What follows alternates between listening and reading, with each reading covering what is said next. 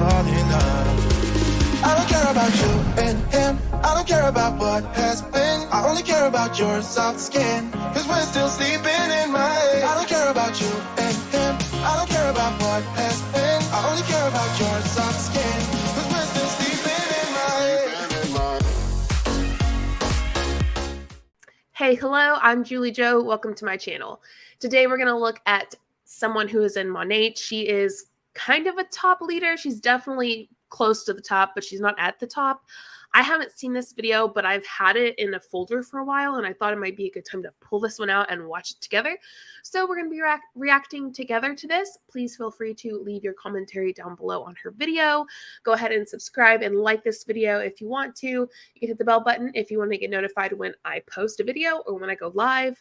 You can also go ahead and follow my social media if you'd like. I'm on TikTok and Instagram at walkin_on_LexPro. I think it is time to jump in. Let's get started. Hello, my friends. I hope my service is good enough. I only have like 2 bars. But let's have a little chit chat. I'll wait for some people to hop on.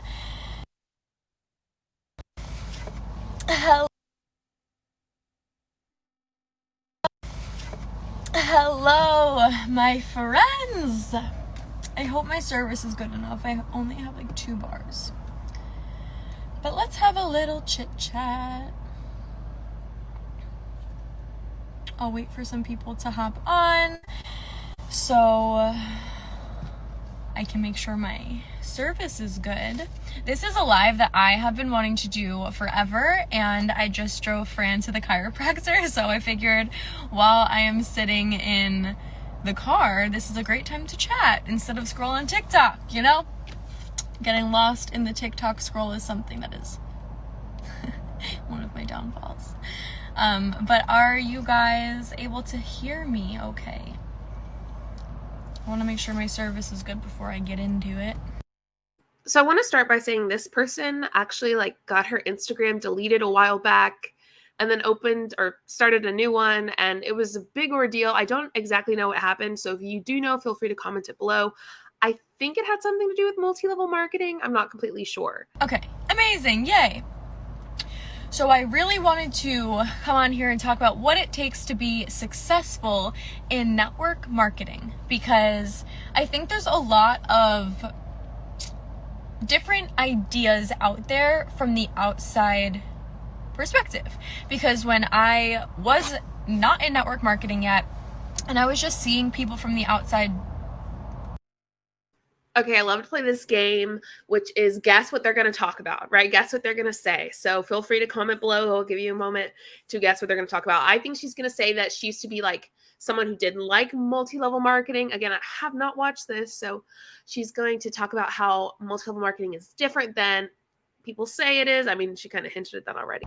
People that are inside, me on the outside, I thought you had to be spammy. I thought that was part of the job. I thought part of network marketing was you had to chase your people down, you had to post spammy content. I never saw anyone do it the way that people do it today. So for a while I was like, this is just not something I could see myself doing. I'm not a very outgoing person. I am not someone who's ever going to really ask family and friends to support me. It's just not who I am. I thought to make real money doing anything on social media that you had to have a lot of followers, and I never took my social media seriously. I wasn't someone who ever posted cute things. I wasn't really a fashion, never have been into fashion, still not into it, and I just never saw myself as someone who would be able to be successful in the social media space, because I didn't feel I was creative enough. I didn't feel like I was influential enough. I didn't feel that I was just anyone that people would even want to follow. So there was a lot of false and limiting beliefs that I had around the industry. I have little baby hairs popping out. So I'm going to give you guys a few points on what I feel like is the most important when it comes to being successful in network marketing. And one of them is needing to be coachable. You have to be. All right. Needing to be coachable summed up is pretty much you have to be easily manipulated. Like, you're going to say yes to what I'm going to tell you to do. You're going to, I mean, that's pretty much it. You're going to do what I tell you to do without asking questions, without, to them asking questions and like being concerned about it is negative. It's not negative. It's just a legitimate question. It's you thinking things through, and they don't like when you think things through. A coachable person to succeed in network marketing, because you never want to reinvent the wheel. You never want to do things that aren't going to get you results. And if you are someone who can take advice and apply what you're being taught, you're going to be unstoppable. There are people who come into this business, I give them the blueprint, I give them exactly what they need to do every single day to be successful. There are people who take it and they run with it, and they do exactly as I say, and they get results. They literally get results in their first week. I would love to know how many people actually get results in their first week on your team. Allie, please tell us, give us a percentage, give us a number, something, because I highly doubt it is many, if any. Not deal with this little hair. But then there's people who come in and they join with me, and I give them the same exact tools and the same exact resources. They don't do any of it, and they don't see success. So the coachability aspect might be the number one most important. I think it is the number one most important thing when it comes to being successful in network marketing. So we know that per the FTC, they say that the majority of people will not make money. Almost 99% of people in MLMs will not profit. They might make a commission, but if you look at what they're purchasing versus what they're making from the company itself versus taxes, all of that, they're not actually profiting. And quite a few of those people actually lose money in multi-level marketing. So if she's telling me that only 1% actually works hard, I call that bullshit. I call bullshit on that. I do not believe that you can say, yeah, 99% of people just refuse to work hard. They're lazy. They don't put in the work. They don't listen to me. I don't believe that for 1 second. Because as someone who's coming into this and being your own boss, you need a mentor who's going to guide you and to give you the tools and the training and the information that you need to be successful, because that's how you're going to learn. But then it's up to you. So I always say you can never blame your mentor for your lack of success, because they are not the person that's making you successful. It's you. It's your coachability. It's the decisions that you make. Of course, it is your fault if you're not successful in MLMs. It's your fault. It's not anyone else's fault.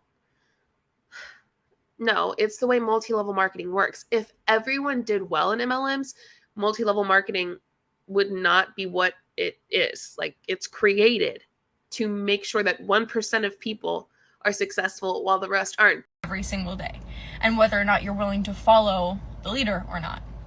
So number one is being coachable. Two is you need to be hungry. You need to be hungry for success. If you come into this and you're comfortable with not seeing results, and you're like, well, I'll just give it a shot, I'll just see if I can do it, you're not going to see the results that you're hoping to see, because industry is not easy. It is hands down the best industry ever, and I'm obsessed with it, but it's something that requires effort and consistency every single day, which will be my next point. But you gotta want it. You have to want it for yourself, because nobody can force you to work in this business. You're joining to be your own boss. You're making your own hours. You're doing what you want every single day. So if you're not hungry enough to make the results happen, you're not going to see them. If you're not hungry enough to make the results happen, you're not going to see them. This narrative is bullshit. Because I know people who have put their blood, sweat, and tears into MLMs. They've worked as hard as they possibly can, and they still couldn't see results. It could be for a multitude of things. It could be they didn't have the influence, or they didn't have the money to keep up with purchasing products. Whoops. You could live somewhere. This is a big deal in Arbonne. You could live somewhere where there are 500 other people selling the exact same thing as you, aka Oklahoma, which is like where the majority of people, I swear to God, the majority of people in Arbonne are from Oklahoma. I mean, there's a dozen different reasons that you cannot be successful and it not be your fault. I mean, it's just so crazy to think that the only reason you're not successful is because you didn't work hard enough. Come on now. We know that that is so lame. Like, that's just not true. I hope they find a different lie, because that lie is just getting so old. And I think the reason I saw so much success early on is because I was starving. I joined and I knew right away when I graduated college, if I even graduated, because when my business started taking off, I contemplated dropping out 100 times. Every single day I would say, what am I doing here? Why am I still racking up student loans? Why am I still in college when I know I'm not using my degree? Be blessed and happy that you got that degree, because Monat is a sinking ship. A sinking ship. I know very likely that her paycheck, her bank account's hurting right now because of Monat. Do not, I repeat, do not quit college or drop out because your MLM is quote unquote taking off. Don't do it. And it came down to me just not wanting to be a quitter and not wanting to drop out. And there's nothing wrong with dropping out of college at all. But for me, I was already in my late sophomore year when my business really took off. So I knew I had to do 2 more years. But I also knew that my back was against the wall and I needed to make Monat work for me, because when I graduated, I did not want to move back to New York and get a job in the city, because that was the path I was going down. I was going to live back with my parents on Long Island, and I was going to get on the train and commute to the city every single day and work in Manhattan. That's what I would have had to do. And that seemed like my worst nightmare.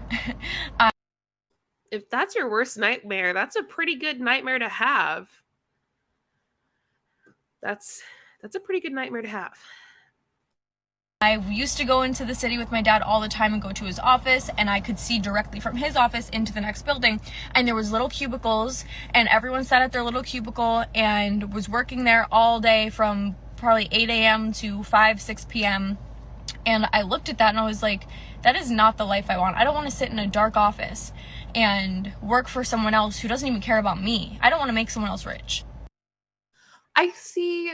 So if you haven't seen my last video, it is on logical fallacies and people in MLMs. And I use a QAnon example, like this person who's in an MLM who also is a QAnon conspiracy theorist, and that conversation. But I see the logical fallacy that we talked about, which is hasty generalization, in MLMs a lot. So what I'm going to do is I'm going to look it up really quick.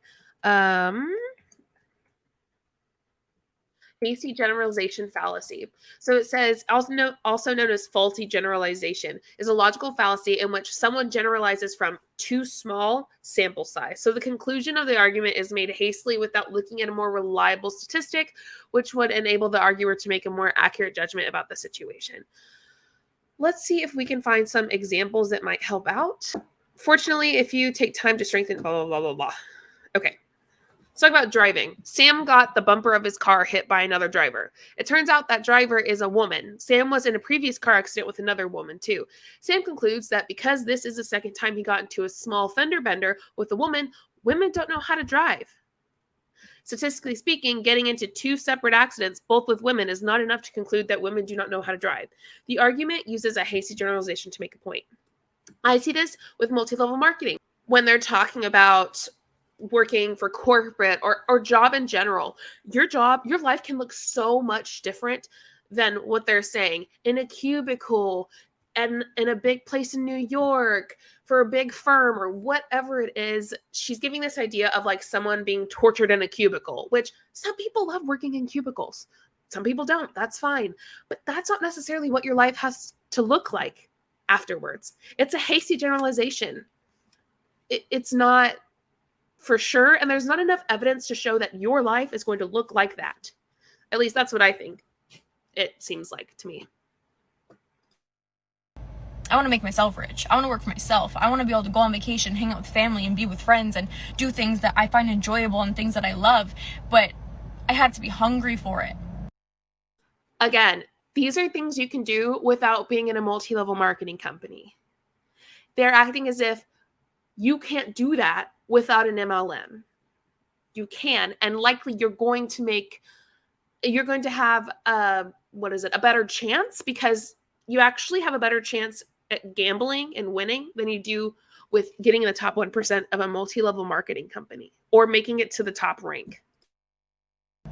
Because being self-employed requires hunger. You have to want it, and you have to want it bad, because there's going to be days where you don't feel like showing up. And guess what? There's not going to be someone sitting there saying, well, if you don't show up, if you don't get to work, you're fired. No one can fire me. No one's here to tell me what I can and cannot do. So I have to be the person to get up and make it happen every day. And it all stems from my why. It all stems from the reason I'm doing this, which makes me hungry. The next point is you have to be consistent. The why, actually, you know what? I'm going to let her talk about consistency, because I think it's going to prove my point further. To be successful in network marketing, you have to be consistent, because you have to gain people's trust. That's the reason you're not going to see overnight success in network marketing, because it requires consistency. And when I say consistency, I mean over an extended period of time.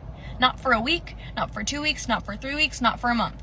And I'm not saying you're not going to make any money in your first few weeks, because I made my investment back in my first week. But it does require being consistent to gain people's trust to even want to listen to you. So if you show up, I'm sure every single person watching this has at some point followed someone who joined network marketing, and they posted 1 day a week. They posted during a flash sale. They posted when something good was going on. They posted during a product launch. But any other time, they were MIA. They stopped posting, and then they would post again a week later. They would post again 2 days later. And at the end of the day, no one's going to trust someone like that. No one is going to trust someone who is inconsistent. If you want to... Again, I see a lot of hasty generalization in this too. No one's going to trust you if you don't post every day. No one's going to trust them. No one's going to trust you. It's just not true. That's just not true. I think trust depends on the person. Anyway, I'm going to let her finish, and then we're going to talk about another fallacy that is it's rampant in MLM. Build a business, you show up every day. Do you think your local boutique owner doesn't show up when she has period cramps? Do you think she doesn't show up when she's tired? Do you think she doesn't show up when her kid is sick? She's showing up, and she's making it happen, because if she doesn't show up, she can't turn the open sign on. She can't be behind the cash register helping people check out. And who's going to show up to a boutique when they drive 10 minutes down the road and they get there and the door's locked because the person didn't feel like opening their business that day? I guarantee you're not going back to that boutique, because it's inconsistent, and you never know that when you're going to show up, if it's even going to be open, if you're even going to be able to go inside. So consistency is important. Let's just be honest. Consistency in, maybe if you're wanting to gain more muscle or lose fat or something like that. Consistency is important to go to the gym, to, move your body how you want to eat well, to eat a balanced meal. That's important. Being consistent. That's just an example. But with MLMs, you can be as consistent as you want, and still the majority of people are not going to see, I don't know what you would call it, success, I guess. They're not going to get money. They're not going to get paid. And even if they do, a lot of times, it's not going to be a profit. You can be as consistent as you want in MLMs, and still nothing will work for you, because that's how the multi-level marketing business works. Is crucial. So that's also going to stem from hunger. If you're not hungry, you're not going to be consistent. And if you're not going to be consistent, no one's going to trust you. The next is... Okay, so let's talk about a fallacy that hurts me. The sunk cost fallacy. This idea of being consistent and being hungry and not not working for just 1 week, 2 weeks, 3 weeks, 4 weeks.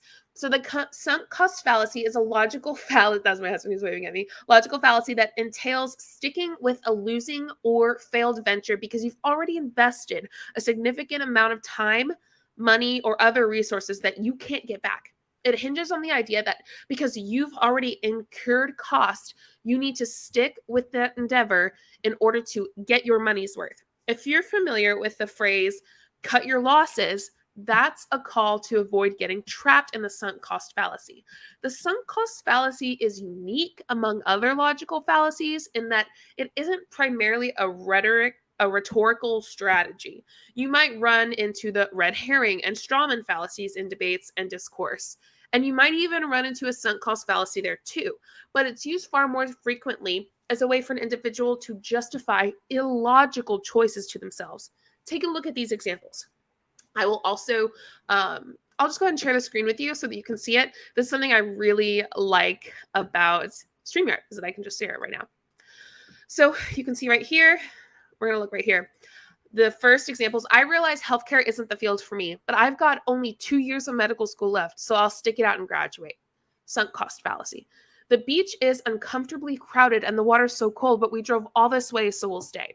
And the first example, sticking with medical school means this person will accrue 2 years worth of additional student debt and spend 2 years preparing for a career they don't plan on actually pursuing. These 2 years of this individual could be otherwise spent exploring other career options. On the flip side, sticking with medical school also means eventually graduating with an MD and during that time, potentially finding a medical specialty that fits their career goals and needs. So at the time they spent in medical school is a sunk cost. Does that mean that they should stick with pursuing the degree? Ultimately, the answer depends on how they can realistically expect to benefit from doing so. And the answer to that isn't always black and white. This is what can make identifying and overcoming the sunk cost fallacy challenging. The reason the MLM example and this example is different because you can get an MD and go on to turn that into kind of anything that you want. There's a lot of options. However, obviously, if that's not what you want to do, I wouldn't finish the 2 years. But let's look at MLMs. The majority of people will not make money. So it is even more illogical and even a worse extent of sunk cost to stay in when you've not done so well. Like the phrasing that they use, a losing or failed venture. How does that sunk cost fallacy work? I mean, this is great. Okay, how to avoid sunk cost fallacy. Okay, I mean, if y'all want to go look through this, you totally should. Lindsay Kramer wrote this, so it's on Grammarly blog. This is great. Anyway, let's continue. You have to be willing. You have to be willing to do the work. You have to be willing to be uncomfortable. You have to be willing to do things that you wouldn't have normally done. For me, this live 4.5 years ago, never. I would not have been willing to do this 4.5 years ago. Before I even started my network marketing business, I didn't post on my story once because I thought it was weird. I was like, why would I post on my story? That's strange. Who even cares what I'm doing? And now it's way more normal. I thought stories were only for Snapchat. This was in 2017 when I think stories were just introduced to Instagram. But when my upline told me you have to post on your story if you want to, be successful here, I was willing because I was hungry. And my why was strong enough that I had to be willing to do things that made me uncomfortable. I had to be willing to host events. I had to be willing to wash my next door neighbor's hair in my dorm room sink.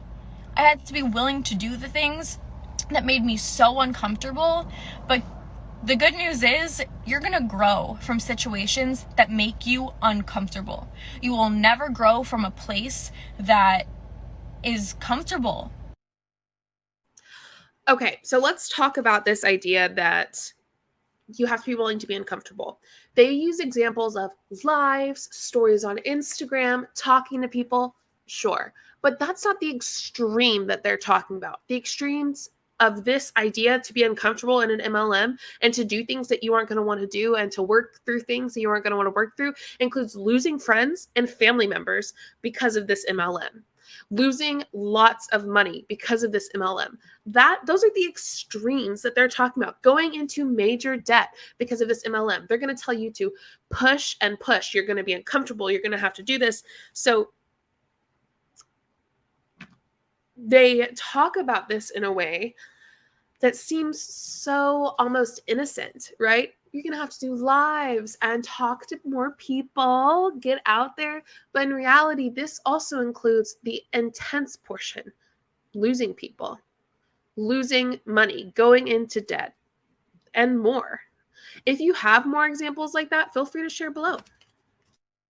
Your comfort zone will kill you. Your comfort zone will keep you complacent. And if you're not growing, you're dying. And that sounds a little dramatic. That is dramatic and absolutely ridiculous, frankly. No, if you're not growing, you're dying. No, that's just dumb. But it is so true.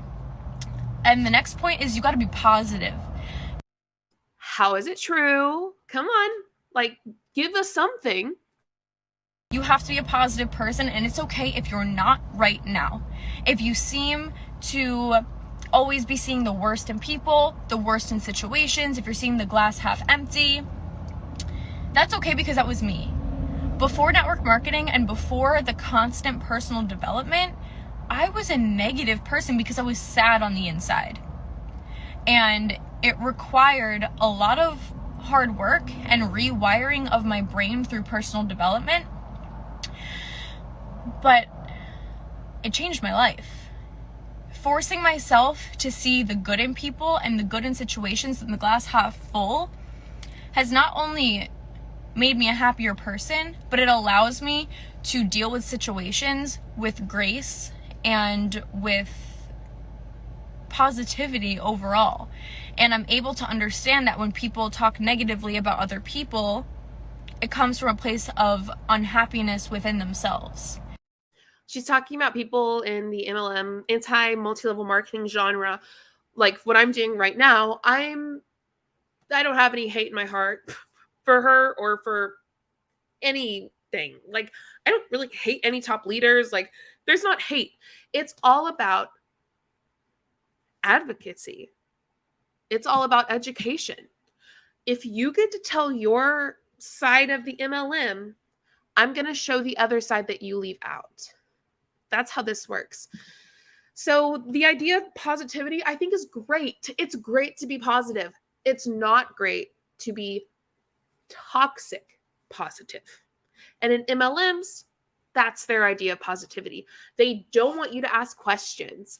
They don't want you to logically think things through. They want this echo chamber, you in the echo chamber and hearing the same thing and doing what they say.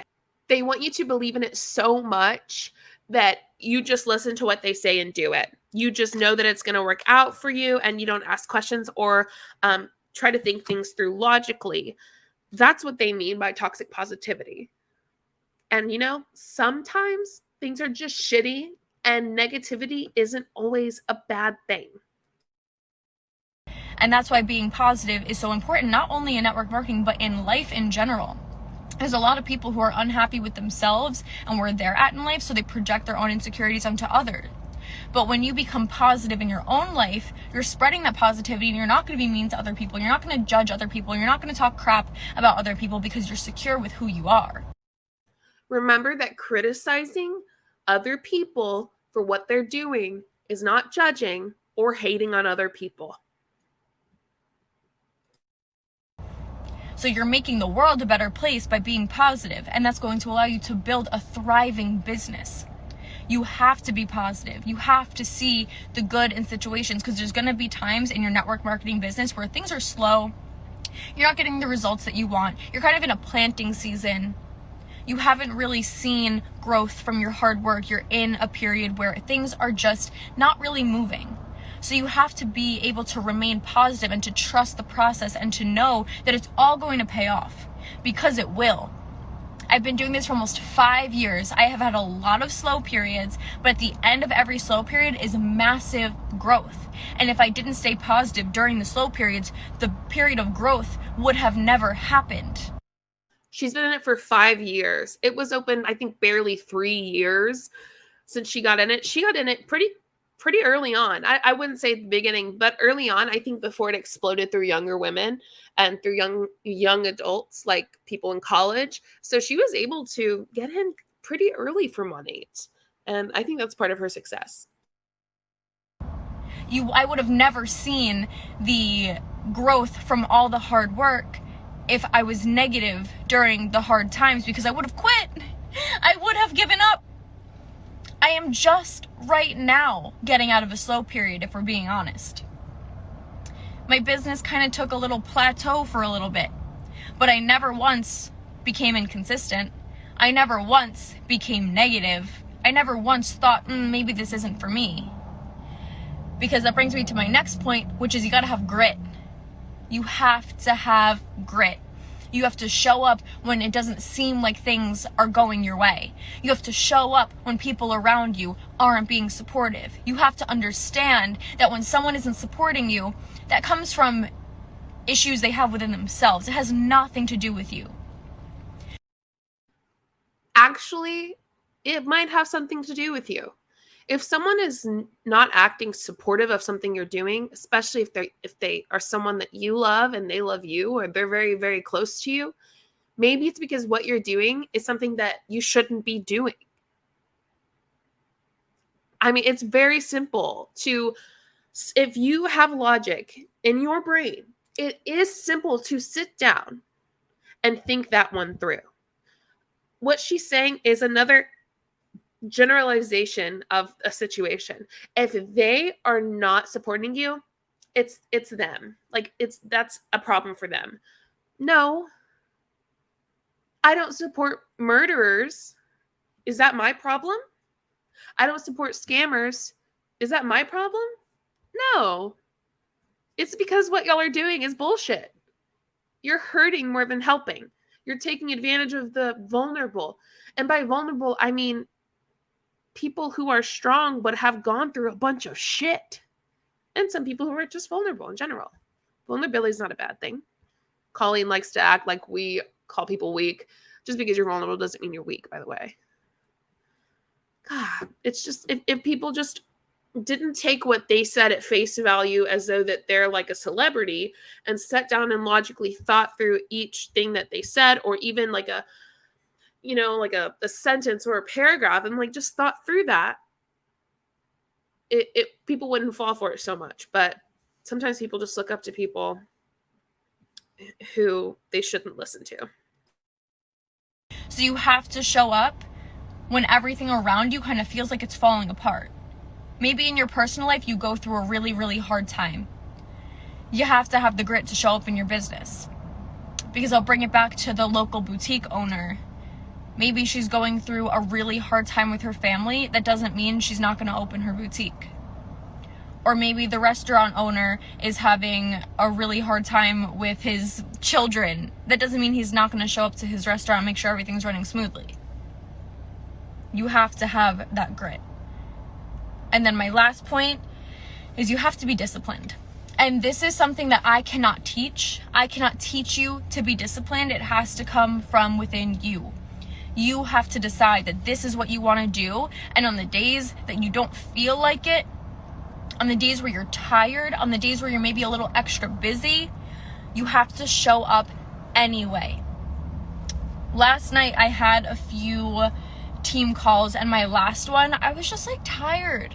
I was like, do I really have to do this? Do I really have to show up tonight? Yeah, I did. I didn't have a choice. But I really did have a choice. I'm my own boss. I make my own hours. I decide when my team calls are. I could have been, you know what? I'm tired. Don't feel like it. See you guys next week. It's the discipline that kicked in.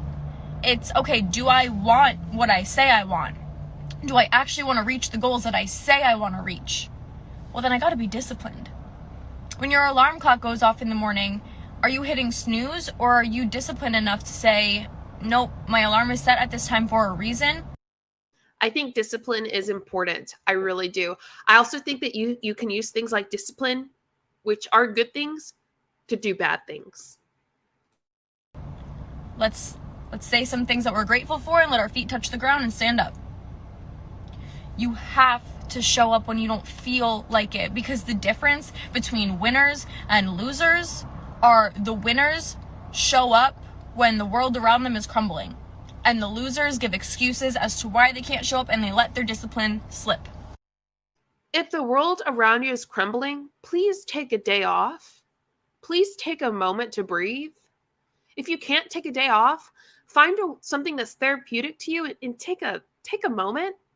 You do not have to show up if the world around you is crumbling. That's ridiculous. So discipline is something that I had to work on for a long time, and I had to build those habits into my life. And the beginning of building those habits are the hardest times. Until you make something a habit, you have to be so incredibly disciplined and keep those promises to yourself. But every single promise that you keep to yourself allows you to build that trust with yourself, which makes it easier to be disciplined. It makes it easier to show up because you trust yourself enough to do what you say you're going to do. And if you're not disciplined in your network marketing business, you're going to lose the trust of a lot of people. People are not going to believe that you are going to do what you say you're going to do. And as a mentor, as a leader in network marketing, if you're not disciplined, you don't have the trust of your team. Your team is not going to be disciplined. And that's why it's so important to be disciplined. But you just said you can't teach discipline. So if you don't have discipline, that doesn't mean your team's not disciplined. That's a personal thing, is what you said.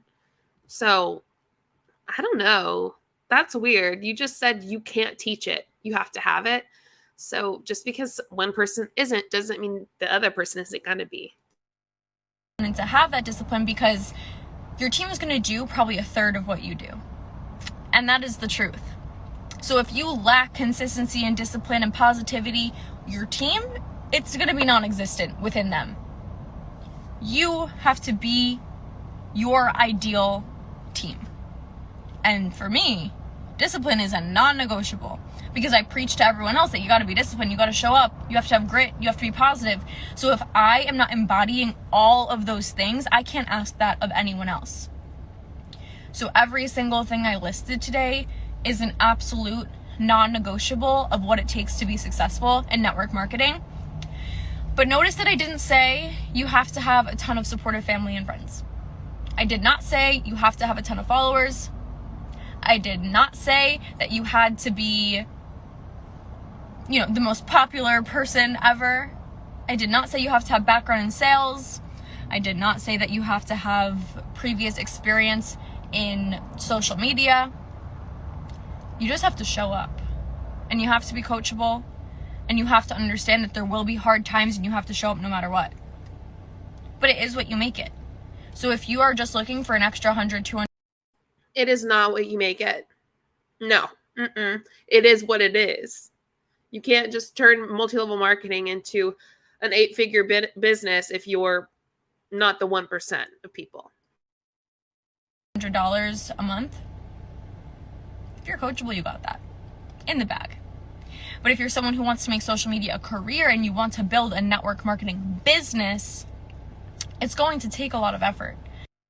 They don't have it in the bag. And let me tell you why.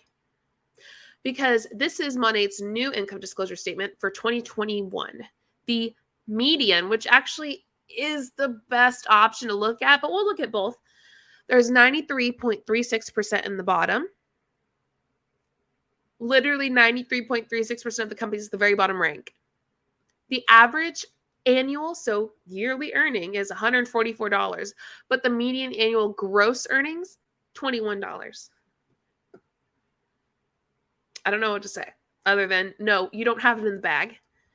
I mean, to make couple $100 a month, you can't be in the 93.36%. That's for sure. You're going to have to be in more of like the 1.25%. Yikes. But when I tell you it is the most rewarding thing I have ever done in my entire life, I mean that from the bottom of my heart.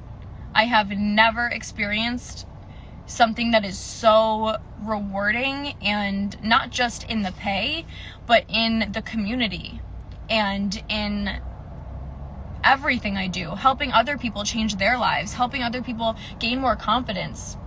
There is nothing more rewarding than seeing other people win. So I am here to answer any questions that you have. I am here to mentor you and guide you if you are ready to jump into this business. But thank you guys for watching. Any questions, my DMs are always open. Okay, so that's that. What did y'all think of that? I feel like it was a lot of the basic MLM stuff that we hear. I hope that me breaking it down a little bit more with like fallacies and stuff adds another layer. I hope that it did. Feel free to leave your commentary below, of course. What did you think of this? What did you think of her video when watching it? I mean, I told you what I thought.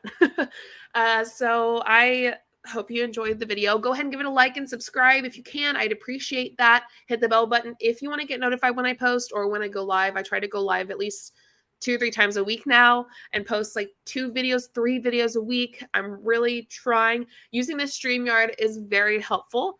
I don't know if this video is going to come out super clear. I've been having trouble with StreamYard being all spotty, so I'm so sorry if it's spotty, but maybe it's not. Anyway, feel free to become a member if you want the inside scoop of stuff and the Discord and members only lives. I hope you have the most amazing morning, afternoon, evening, and night, wherever you are in the world and whenever you're watching. I'll see you next time. Show you what I'm all about. Make up for what we lost. Tonight is the night that we're gonna fall in love. I don't care about you and him. I don't care about what has been. I only care about yours.